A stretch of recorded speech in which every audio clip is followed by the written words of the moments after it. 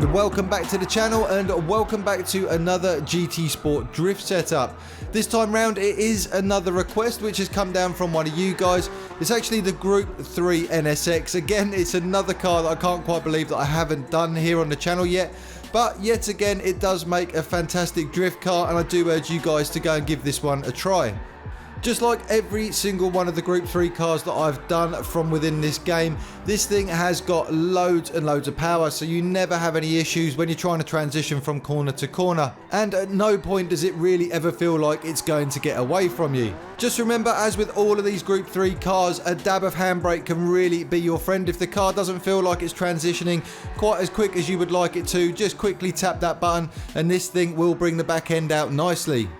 Just before I take you over to the settings that I come up with for this build, please do make sure you subscribe to the channel if you haven't done so already.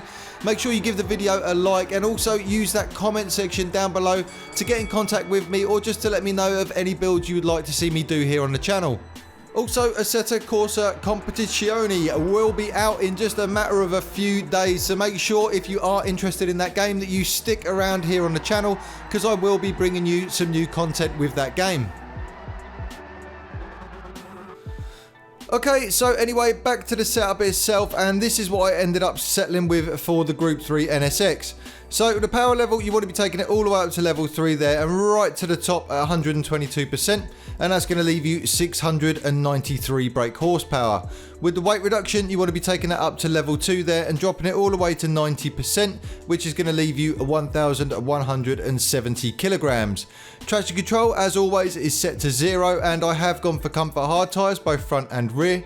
Brake balance for this one is set to -1. With the ride height, you want to be dropping the front as low as you possibly can, so 55, and on the rear I ended up stopping at 68. Natural frequency for this on the front is set to 3 and 2.9 on the back. Anti-roll bar I haven't touched there at 7 and 4. With the compression here, I have adjusted this slightly, so the front you want to leave at 55, but the rear I've set to 54. And with the rebound, again, I've left the front there at 85, but the rear is on 84. Camber angle on the front should be set to 3.5 and 1.8 on the back. And with the toe angle on the front, you want to be setting it out to 0.42 and in 0.2 on the back. Downforce for this one, I've set to 320 on the front and 700 on the rear. And with the differential, you want to be setting that to fully customized, and I've gone for 20, 48 and 30. With the transmission, again, you want fully customized, and with this, all I've done is set the max speed there to 174 miles per hour, and I've just left all the other ones exactly where they landed.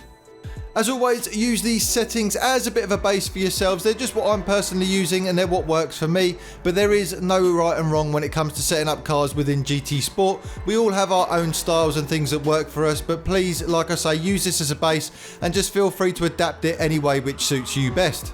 I really hope you've enjoyed today's video. I am getting less and less views on these drift setups, so if you do want to get in contact and you do want me to be doing something else on the channel, it would be great to hear from you guys, and just to give me some ideas on where you would like to see this channel progress to.